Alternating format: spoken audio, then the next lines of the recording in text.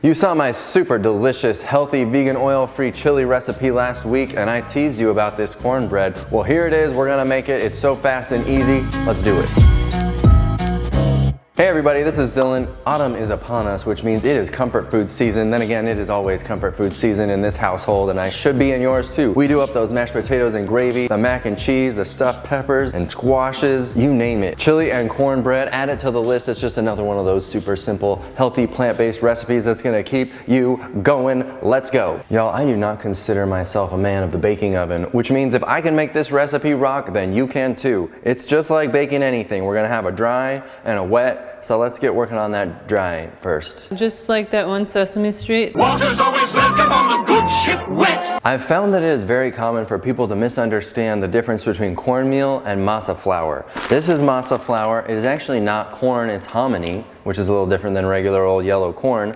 And that comes out looking a lot like this. It's kind of a whiter color, whereas a yellow cornmeal is pretty damn yellow and much more gritty.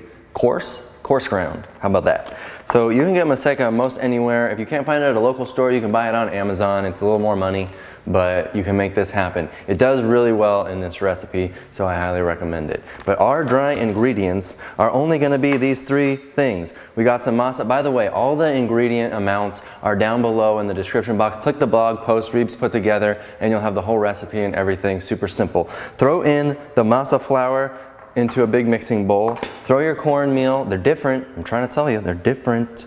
And then we've got some baking powder. Because I sell the banana pancake mix online and I use a baking powder that's totally SOS free, that means I have a lifetime supply of this stuff, so I use it for everything now. It's a more natural baking powder that does not have any added salt. There's a lot of salt in baking powder, which for most people isn't that big of a deal, but for the people who care, it matters. And so with this Energy, this is the Energy brand baking powder, the same stuff I use in the banana pancake, like I'm saying, and you do tend to have to use like twice as much as the regular salty baking powder. So I've got a little bit extra baking powder, then I'm gonna put on the recipe, throw in the baking powder, grab your little whisk, and whisk it all together.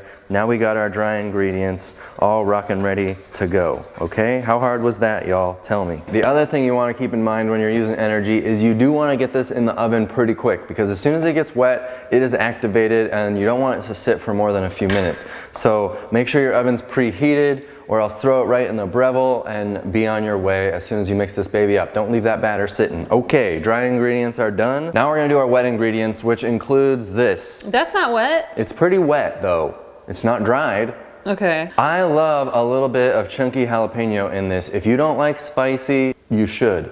But if you really, really don't, then you can use a mild pepper like a hatch chili or just like a green bell pepper. Just dice it nice and small. You don't want, well, if you want big chunks, you can do big chunks, but I like little chunks. And of course, we're gonna use some corn too. I've just thawed some corn. It's a cup of corn, whether it's canned or frozen, does not matter. Okay, jalapeno pepper, I just cut the top off and then I cut around the guts. So we're essentially seeding it all at the same time, boom. And then you can, again, I said you can cut it as big or as small as you want. I just cut this into little skinny strips.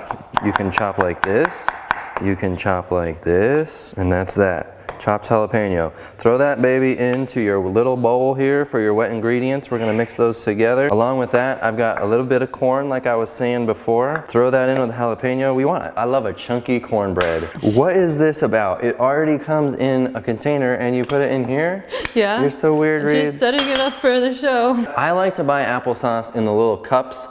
There's a little more waste, I know, I'm sorry, but I use very little applesauce in my life. And if I buy a whole jar of it, then there will be wasted food as well, because it'll always go bad for me. I'm gonna measure this because, you know, baking. I wanna make sure we get it just right for you, but I think this one little cup is like a half a cup.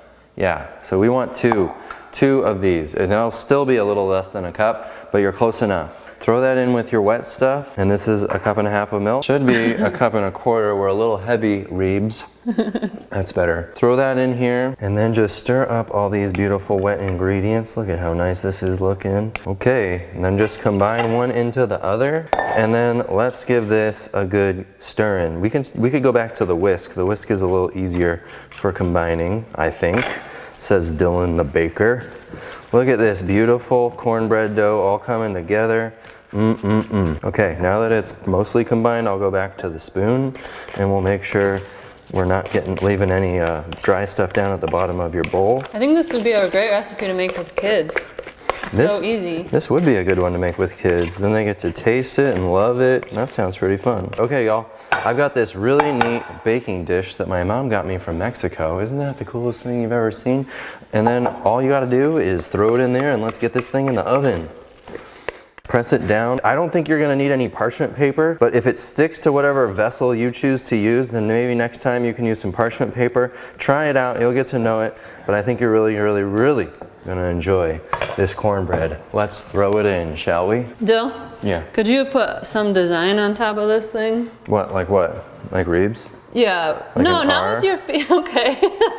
How's that? I meant like using like jalapeno or a pepper or something. The sky is the limit. No, Reeves. I hate that phrase. You said Anything you want, you can do. But let's get it in because that baking powder. I'm gonna do I put it on 25 minutes at 400. I think it's gonna be closer to 30 minutes. We'll see, I'll let you know. Okay, y'all, I did 25 minutes like I was saying, and it looks just perfect. We got some nice golden brown tips on there. I think it's ready. We'll see, we'll cut into it and I'll tell you if it needs more time. You're a regular pioneer woman.